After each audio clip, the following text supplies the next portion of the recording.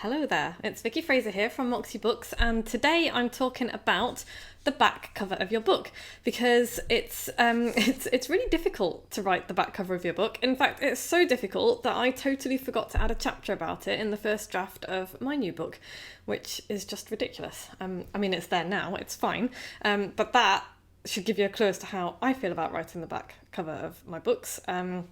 It's really difficult. It's difficult to do, but it's crucial to get it right because after somebody has noticed your book and the front cover and they've liked it enough to pick your book up, the next thing they do is turn it over and then have a look at the back cover. And you've got a few seconds, literally a few seconds, to hook them long enough to read the whole back cover. And then the back cover's job is to make them want to buy the book and read the whole thing, right? It's like a little advertisement. And it's not easy to do that in a small space. So today I wanted to share 3 different examples of good back book covers and briefly explain why they work. Number 1, Mark Manson's The Subtle Art of Not Giving a Fuck, which I actually haven't read yet. It's on my list, but I did like the look of it enough to pick it to buy it, and I've been on Mark Manson's email list for a long time. It's very good. On the back cover, I like it. It's super simple. It's pure social proof. These people give a fuck about this book. And it's just short testimonials from well-known writers and entrepreneurs. So it's good social proof for him. It's good kind of expert status reinforcement. He's got Ryan Holiday, who's a best-selling author of a bunch of good books, many of which I've got. Derek Sievers, who's a very well-known entrepreneur and expert in how to, sell shit. Matt Kepnes, who I actually didn't know about, but his book sounds good. And Steve Cam, again, I haven't read any of his stuff, but he is a best-selling author as well. So Mark Manson has just gathered testimonials, soundbite testimonials from a few people who are influential and who he feels will help to sell his book. So that's number 1. Number 2 is Think Like a Freak by Stephen Levitt and Stephen Dubner. And they're the guys behind Freakonomics. I love Freakonomics. Brilliant podcast, by the way.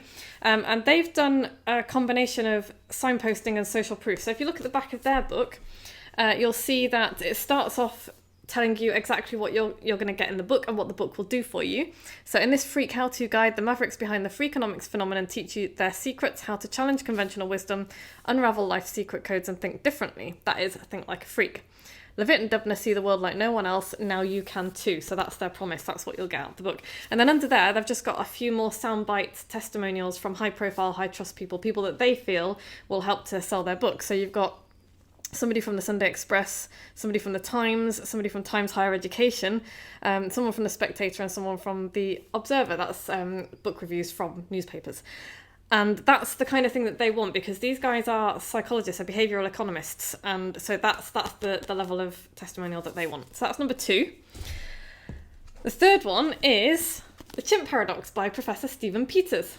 The mind management program for confidence, success and happiness. If you turn it over, his is a little bit more detailed. So he's combined intrigue and signposting. He hooks you with an intriguing statement. Your inner chimp can be your best friend or your worst enemy. This is the Chimp Paradox. It's like, oh, what does that mean? What's my inner chimp? Then he asks a few questions. Uncomfortable questions. Do you sabotage your own happiness and success? Are you struggling to make sense of yourself? And do your emotions sometimes dictate your life? And then it tells you what you're going to get from this book and what you're going to be able to do when you've finished it. So manage yourself, become the person you would like to be, which is a pretty big promise. And then there's just a couple of really short testimonials from people, again, that you will have heard of. Victoria Pendleton, Olympic cycling champion. Steve Peters is the most important person in my career. That's a pretty good testimonial to have. And then a guy called Ronnie O'Sullivan. And there's a little bio at the bottom. So that's 3 different examples of what you can do with your back book cover blurb, and they're all pretty simple to do, but getting it right, getting the mix right is not easy, and getting the design right as well, so they're all nicely designed.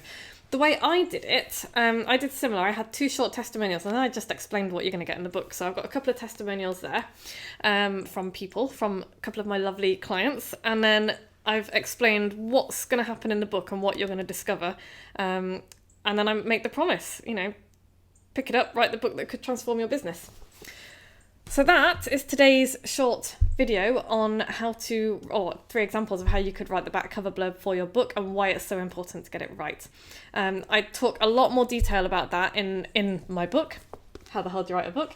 And you can get a copy of that from my website. You can go to the link below. You can go to moxiebooks.co.uk. There is a launch page link below because we're still in the launch period, so you can get a bunch of goodies, including a really rather lovely, exclusively designed book plate, which I'm just going to give you a quick glimpse of there.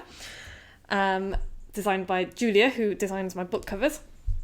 And I'll be back same time next week with another top tip for you. And in the meantime, happy writing. First place to start, go and grab a copy of my book. You can get it from Amazon as well. And I'll see you soon.